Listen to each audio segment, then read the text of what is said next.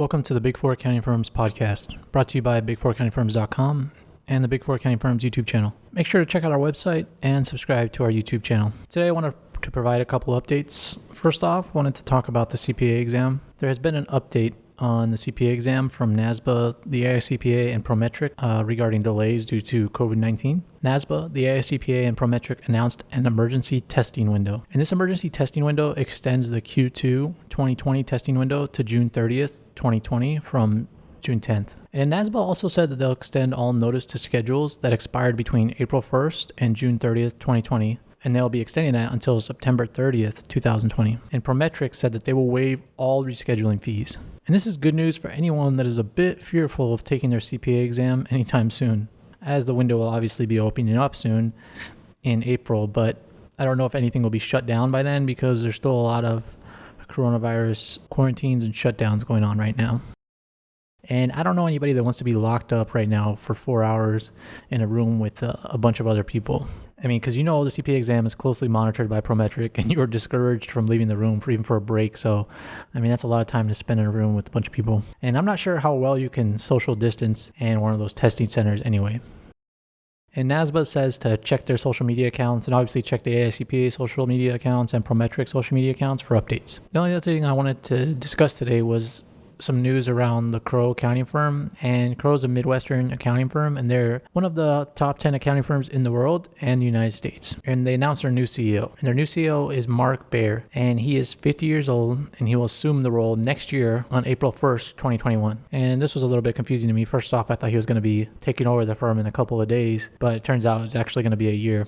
And they're going to do this 1-year transition period, I guess, to allow their firm and their clients to deal with the impacts of COVID-19. And while you're going through all this hectic times, you don't really want to have a problem with leadership or perceived problem with leadership, because obviously if their CEO leaves right now, then it just looks a little bit weird and it might be a little bit concerning to clients, and maybe those clients will switch firms. So they're doing this 1-year transition period. And previously, Mark Baer served on the firm management committee, the CEO advisory council, and the partner screening committee. He was also the director of the Crowe Cayman firm and served as the Columbus, Ohio managing partner. And I think he was also the leader of the audit practice for a little bit. And he's been working for 30 years, and he spent 20 of those years working with the Crowe accounting firm. And they also said that he previously worked for a Big Four accounting firm for 10 years, but they don't really mention which one. But I did a little bit digging around, and it looks like he worked for PwC. So that just goes to show you, for those of you that wonder if a Big Four accounting firm is worth it, I mean, obviously it is, because it led him to a CEO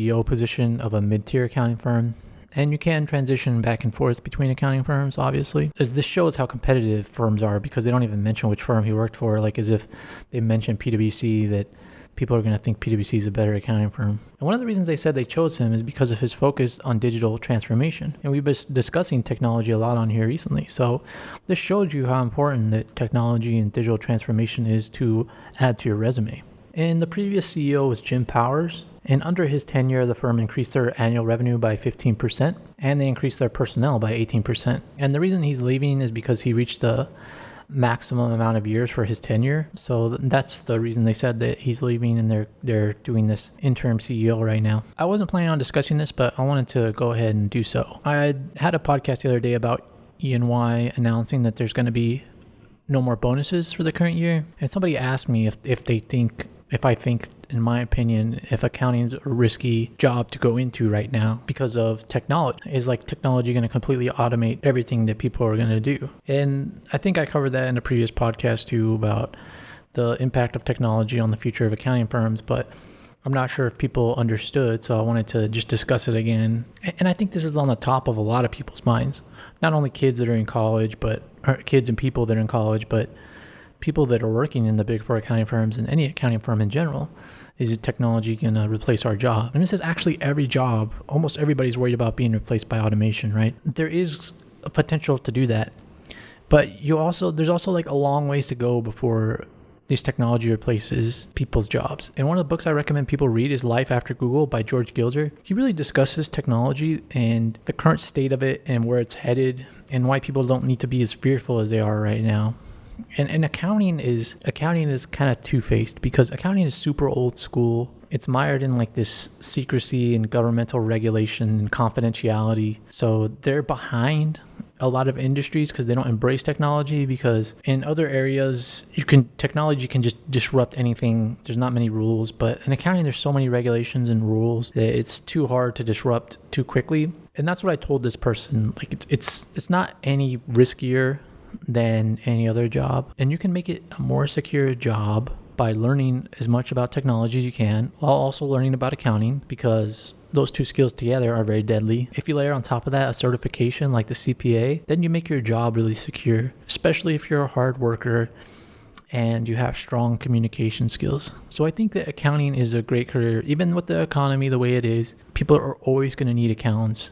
And think of all the financial impacts that the current economy is experiencing, and how that needs to be reflected on financial statements and all the issues that's going to create. It's just, people are going to need more accounts for that. And automation is not going to make all that disappear. And it's going to take years for that to happen for technology. And it's not going to replace every single job. And like I said in that podcast, Deloitte has hired 90,000 people last year. That's a ton of people, even though technology is quote unquote taking over. So these firms still need people. They might not be hiring as much as they used to. And accounting is a safe career, but it's only as safe as you make it. It's what you invest in your career. You can have a safe career in anything you choose, whether it's creative fields, technical fields, computer programming. It's just what you make of it, like your creativity. And that's what this book, Life After Google, really discusses.